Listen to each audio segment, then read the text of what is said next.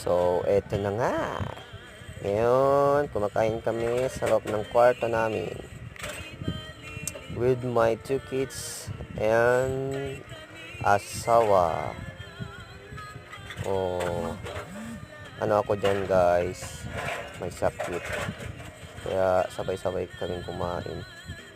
Habang kumakain kami, syempre, ganyan din yung mga bata.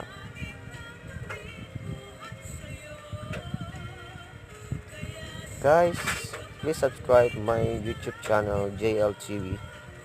For more videos, just subscribe.